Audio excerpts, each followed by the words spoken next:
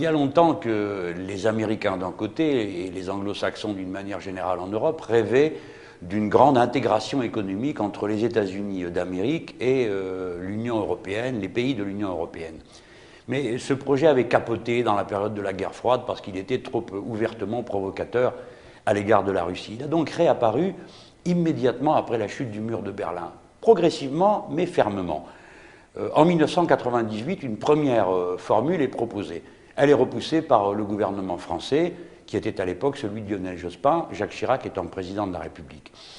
Les protagonistes sont donc attendus et puis ressorti leur projet en 2006, et cette fois-ci sous la forme de 2 rapports, l'un présenté par une démocrate chrétienne, l'autre par une membre du SPD, le Parti social-démocrate allemand. Et c'est en 2006 que le Parlement adopte l'idée d'un projet de grand marché transatlantique. Il s'agit d'un marché de manière assez banale, maintenant on connaît la formule, entre les États-Unis et l'Union européenne, un marché sans entrave, sans réglementation financière, enfin bref, tout ce qui fait les merveilles d'un marché unique où prévaut la concurrence libre et non faussée.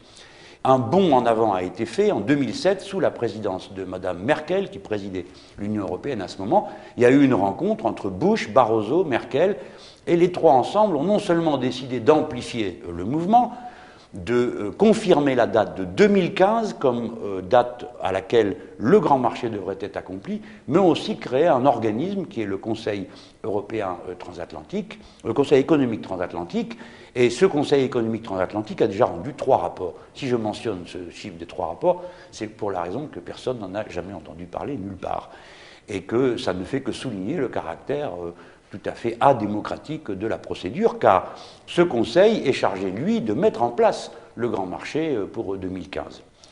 Alors, ce marché, il pose le problème suivant. Comme, au fond, le marché unique, nous sommes maintenant bien placés pour savoir qu'un marché sans entrave réglementaire, avec la totale liberté de circulation des marchandises et des capitaux, progressivement aboutit premièrement à un dumping social total, à la règle du moins-disant social, financier, fiscal, ça c'est ce que nous avons pu vérifier en Europe, et surtout que progressivement se désintègrent toutes les structures collectives que la vieille Europe a cultivées au fil des luttes de classe et des conquêtes progressives. Je pense à toutes les institutions de santé, de services publics, d'éducation qui reposent sur le principe de la répartition et du service public, toutes choses qui sont absolument inconnues des États-Unis d'Amérique, et vous pensez bien que l'ajustement entre les deux se fait toujours dans le sens de la marchandisation d'absolument tous les biens et services. Voilà donc comment les choses, dorénavant, avancent, et il y a un organisme qui s'est constitué, un organisme parlementaire, dans lequel on trouve une délégation du Parlement européen, une délégation des 2 assemblées américaines.